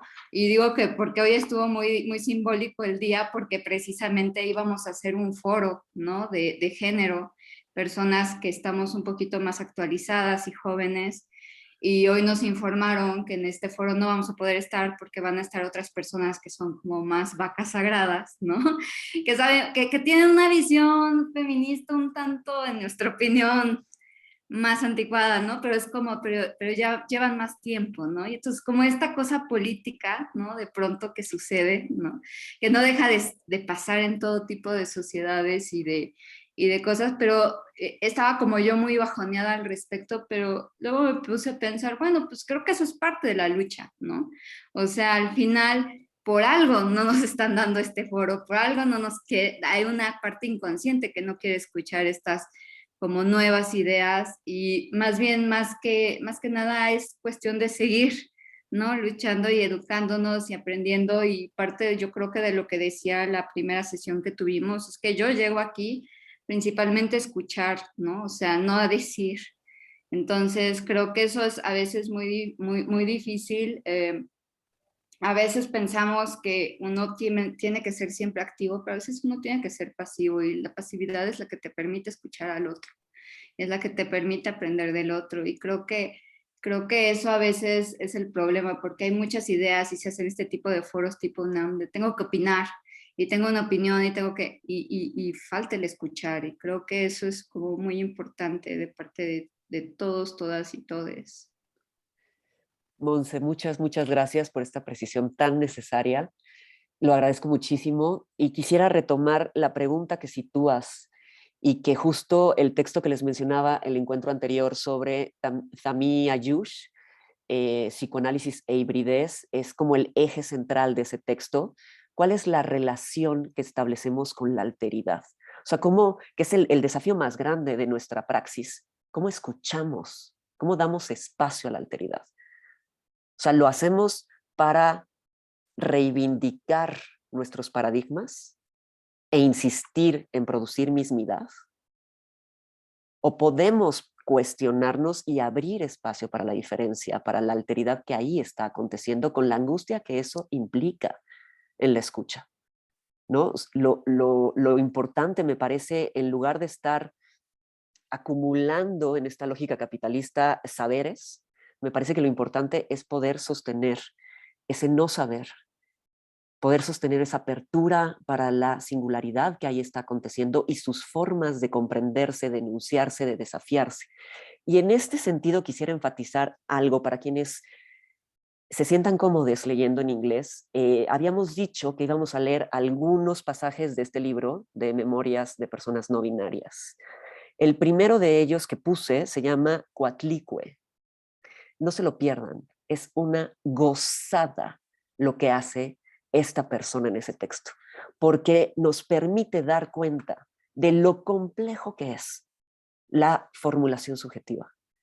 Una persona que vive en Estados Unidos, pero que su madre es mexicana, que están en un contexto de precarización. Entonces te habla de la Virgen María, te habla de Mulan, te habla de Pocahontas, y cómo va construyendo esta lógica a través de una especie de espiritualidad, de pasajes que podrían tener lógica desde la lógica chamánica un poco, y con elementos de un sincretismo complejísimo e interesantísimo. Es una profunda gozada ese texto, no se lo pierdan, porque nos permite dar cuenta de cómo la singularidad se formula y cómo es profundamente legítima, ¿no? Como acontece desde los referentes que cada quien tiene, desde lo que culturalmente nos atraviesa, el momento histórico y el lugar en el que estamos.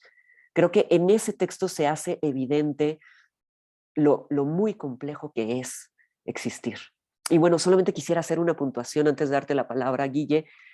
A veces cuando insistimos en sostener nuestros paradigmas, y lo que estamos escuchando es pura mismidad por ajustarlo a nuestras lógicas en torno a la patologización, a la estructura, a los síntomas y tal, estamos también sosteniendo un proyecto identitario, porque eso es lo que nos atraviesa, ¿no? O sea, insistir en esas lógicas y en esos paradigmas en realidad está sosteniendo una identidad, y eso es lo que pasa en esta cruzada tan tremenda que hay contra lo trans desde ciertos sectores del psicoanálisis, que hay algo de lo identitario, del legado, del paradigma que están viendo amenazado y que por eso defienden con tal violencia, con tal agresión, de maneras pues tan poco fértiles para la diversidad, para lo subjetivo, incluso para el psicoanálisis mismo, ¿no? Es como una tumba que se va acabando desde ciertos sectores del psicoanálisis, y hablo en específico ciertas vacas sagradas que están dentro de la nueva escuela lacaniana en Argentina, ¿no? Jacques Alain Miller, por supuesto, o sea, estas grandes personalidades que llevan toda su vida capitalizando el psicoanálisis dentro de una lógica política y dentro de una agenda también. Uy, ahí con Lutero creo que yo me iría con más cuidado porque es el que está ahorita ahí en vanguardia y lo traen para todos lados y bueno, sí, nos da un poco igual, pero ahorita es como el jovencito que está en boga. Yo aparte ni siquiera trabajo tanto desde el psicoanálisis. Bien, Guille, toma la palabra, por favor. Con esta cuestión de como las psicologías como un marco político, cuando termina la guerrilla en Colombia, como asociaciones de psicología piden disculpas al pueblo de Colombia por su tibieza. ¿No? En un comunicado maravilloso que dicen que reconocen que fueron tibias en la guerra y que reivindican la postura política de la psicología de la paz.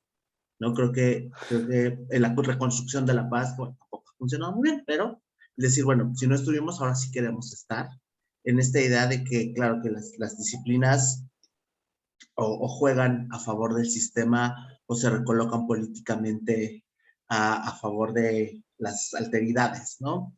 Y a mí lo que me preocupa, más allá de que estas 4 mujeres hayan dicho lo que hayan dicho, que es terrible, leer el chat en vivo era mucho más espeluznante, porque ellas fueron invitadas, más allá de las lógicas institucionales, ellas fueron invitadas porque este tipo de discursos trans excluyentes le está haciendo sentido a muchísima gente. Y esta idea del hombre con peluca se escucha cada vez más dentro de las mismas universidades. Y ahí la importancia de recuperar las lógicas políticas de las formaciones, de las instituciones educativas en todos sus niveles. porque de verdad está haciendo muchísimo sentido y inclusive de manera develada, como algunos memes, que hasta que le haces la observación a alguien, decir, oye, es que en realidad esto tiene un trasfondo transexcluyente o transodiante, como que se lo ponen a pensar, pero tienen esta sutileza, que el sentido es lo que me preocupa, porque esto va a afectar directamente el trabajo que hacemos sobre el acompañamiento de niñeces y adolescencias y algunos también adulteces trans, porque va a estar en un mundo donde la desconfirmación va a ser cada vez más amplia. Creo que entre más espacios de repente podemos ganar, los reveses del sistema cooptando los movimientos de disidencia son cada vez más grandes. Muchísimas gracias, Guille, por mencionarlo. Sería fantástico si nos pudieras compartir el comunicado que mencionas de los psicólogos de Colombia en el chat. Sería maravilloso poder leerle. Y también les comparto el texto en PDF del libro de Paul Preciado que les mencioné, de la intervención que hizo en 2019, que también les mencionaba que era una gozada y que vale mucho la pena poder leerlo, porque habla directamente hacia el psicoanálisis, los psicoanalistas y las lógicas hegemónicas que desde ahí se han sostenido. Bien, quisiera solamente mencionar, porque no puedo dejar pasar esto, yo sé que parte del compromiso que tiene AMPAJ por hacer este tipo de seminarios pasa por un compromiso que tienen con la diversidad. También porque me lo han preguntado en muchas ocasiones y he ayudado a difundir algunos flyers porque tienen el interés de generar grupos para familiares trans, para poblaciones trans desde AMPAJ. Me parece que este tipo de compromisos también exige que AMPAJ pueda posicionarse. Es ahí. O sea, tomar la palabra y hacer un pronunciamiento. Es una lástima que ahorita ya no está Claudia, pero sería importante, ¿no? Si estás teniendo el compromiso de abrir estos espacios, si tienes el interés, pues, económico de abrir grupos para poblaciones trans que evidentemente no han resultado porque finalmente los grupos que se hacen desde las organizaciones son gratuitas, formadas por personas trans. Entonces es como un poco complejo, pero bueno, si hay ese interés, creo que posicionarse sería necesario, sería congruente, sería algo que se necesita a toda costa. Zulma, te escuchamos. Sí, pero creo que también se necesita que las instituciones psicoanalíticas, o por lo menos AMPAJ, abra espacios también para ir construyendo esta escucha psicoanalítica, no basarnos en la envidia del pene, en la castración, ¿no? En el falo, y seguir abordando estos temas para prepararnos de formas distintas, ¿no? Creo que también es importante que se abran esos espacios porque desde la línea psicoanalítica creo que este ha sido el único que yo he visto. Entonces sería importante como que se pensara, ¿no? Habemos interesados en el tema. Muchísimas gracias, Zulma, por mencionarlo. Carla, te escuchamos. Hola. Bueno, un poco con Zulma, ¿no? Hay otros psicoanálisis donde la envidia del pene ya quedó en el 1800 y el complejo de Edipo también ya quedó en el 1800. O sea, se abren otras lógicas y es, bueno, un poco abogo por el psicoanálisis relacional que quien esté interesado con gusto, pero este no es el espacio. Y lo otro que quería decir es que me quedé pensando en estas lógicas machistas y bueno, y feministas ¿no? Tan puestas en ese otro extremo, que finalmente también creo que con las poblaciones, pensando un poco, y un ejemplo que alguna vez Pepe comentó, ¿no? Que un chico trans se cuestionaba qué tipo de hombre quería ser. Y me parece delicioso poderlo cuestionar también desde ahí, ¿no? Con estos chicos trans y chicas, ¿no? También desde qué tipo de mujer y qué lógica desde lo femenino y desde el feminismo vamos a seguir, y también como hombres o como no binarias, ¿no? ¿Qué lógica vamos a seguir desde ahí? Porque también es una construcción de esa subjetividad, también como para cuestionarnos, nos vamos a ir hasta allá, ¿no? A esa lógica machista, ¿no? A esto patriarcal, o nos vamos a ir ya por otro camino, ¿no? Como estas vacas sagradas. Entonces, creo que ahí sí el psicoanálisis y los grupos, tal vez, no solo el uno a uno, sino en grupos, pues sí nos podemos cuestionar y se pueden cuestionar las comunidades trans qué tipo de persona, binaria, no binaria, quisieran ser, ¿no? Bueno, no sé. Sí, Carla, creo que en ese barco estamos todos, ¿no? Y mientras más consciente y más lo promovamos, mejor. Y también pues dar escucha a los pronunciamientos, a lo que las masculinidades diversas enuncian, ¿no? O sea, como tensionando esta lógica de las nuevas masculinidades, que creo que no es ahí, sino en las masculinidades diversas, que hay posicionamientos súper bellos, súper valiosos, que pueden visibilizar cómo se construye la masculinidad hegemónica, qué implicaciones tiene, cómo se puede romper los pactos e incluso pues desde hace unos 4 o 3 años en México es más común que hayan grupos reflexivos entre varones, cosa que no se había visto. Y estos son pues espacios de varones que están tomando ahí la palabra y se atreven a enunciar sus vulnerabilidades, sus temores, a compartir las violencias que han ejercido y lo que les ha pasado, ¿no? En cuanto a culpa, a los efectos subjetivos que ha tenido en ellos. Creo que es súper importante que tuviera mucho más visibilidad este tipo de labores, este tipo de atrevimientos que son tan fértiles, tan potentes. Bueno, en estos últimos 10 minutos quisiera volver al punto central de este encuentro, haciendo una especie de recopilación rápida de lo que hemos estado planteando. Me parece que desde la escucha, para quienes nos dedicamos desde lo PSI, es importante, justo como lo mencionábamos en un inicio, que tengamos esa habilidad, esa estrategia, esa lucidez, esa sensibilidad para trazar una alianza efectiva con les adres. O sea, eso es algo que hemos de procurar para que funcionen los procesos, ¿no? Es uno de los desafíos más grandes y es uno de los pasos más importantes.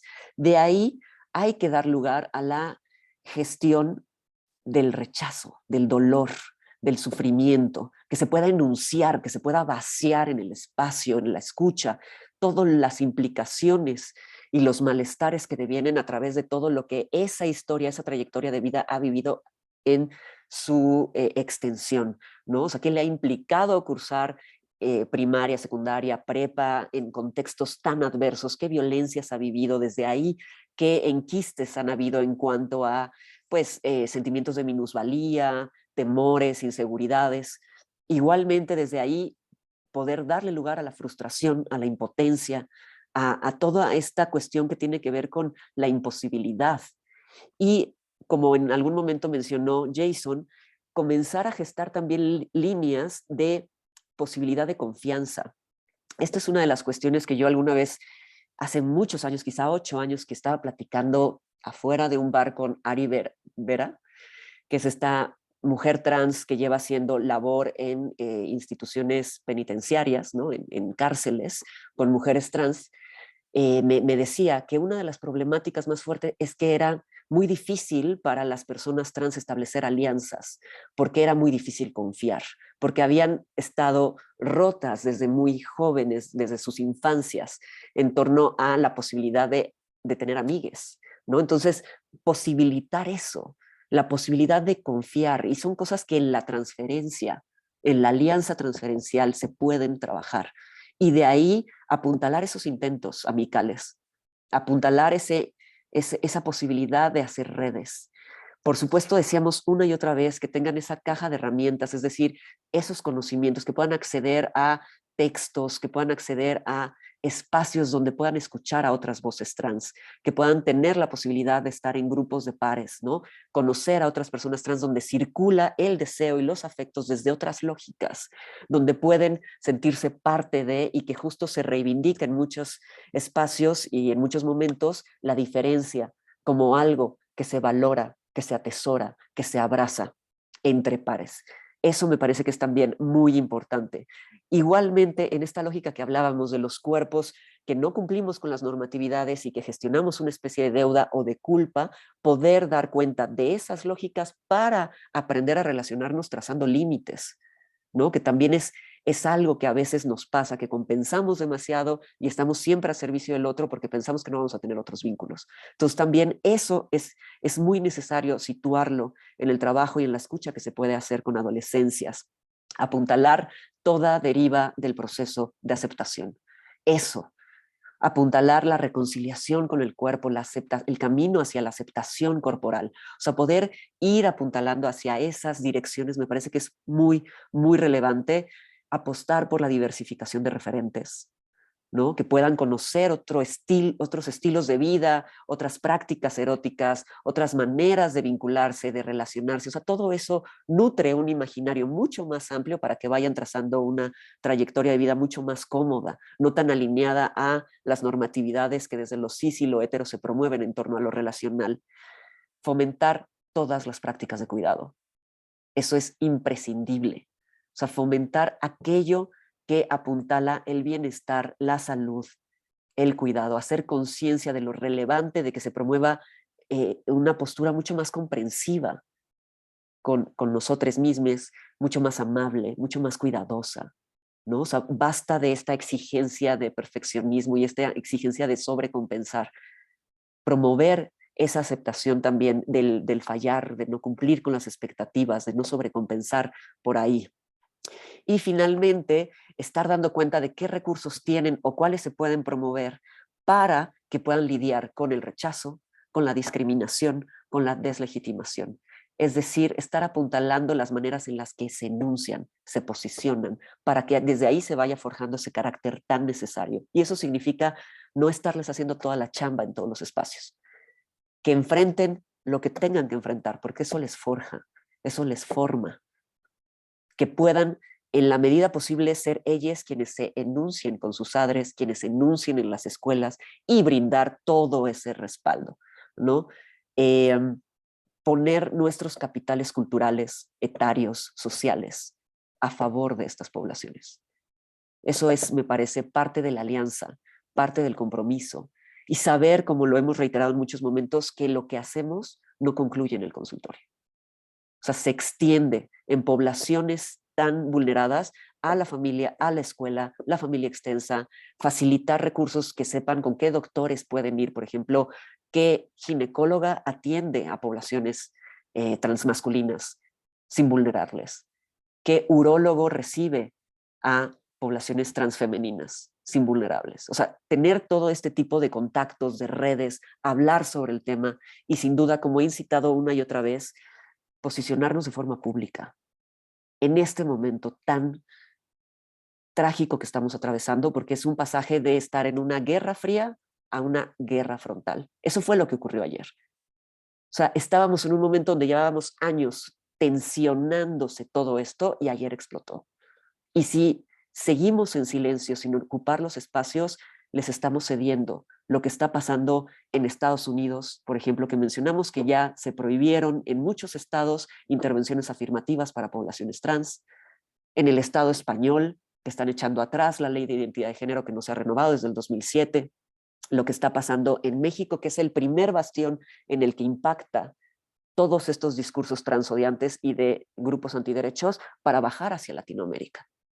Y bueno, solamente situar esto que decíamos de lo que ocurrió ayer, quienes tuvieron pues la oportunidad de presenciar, ¿no? O sea, estos discursos tan recalcitrantes, tan áridos, tan estériles en tantos sentidos, y cómo en estas mujeres finalmente habían enunciados que sostienen un pacto que va de lo identitario. Así como puedo decirlo de Jacques Alain Miller y de ciertos psicoanalistas vacas sagradas, que están sosteniendo algo que tiene que ver con su legado, con su identidad. También así las mujeres de ayer, que estaban hablando de genealogías, de lecturas específicas trazadas sobre autoras. Es ahí donde podemos dar cuenta cómo lo identitario también se está jugando en ellas. Sí, se puede ver, hay que tener mucho hígado para verlo porque es violento. La primera participación de Marcela Lagarde, bastante tibia y no tiene mucho interés, es un desastre lo que hace como lectura de Simone de Beauvoir, pero bueno, o sea, no tiene como mayor alcance. Ella es mucho más tibia. La siguiente ponente, que es una filósofa del Estado español, que evidentemente allá pues está excluida de todos los gremios académicos, porque no se pueden decir las cosas que dijo aquí. O sea, no puedes negar la existencia de las personas intersexuales. No puede ser que esté enunciándose desde un lugar tan ignorante, ¿no? Utilizando esta simulación de los discursos de la biología y de la medicina. ¿no? Porque lo que hacen es una simulación, es la política de la simulación, usando todos sus capitales culturales y académicos.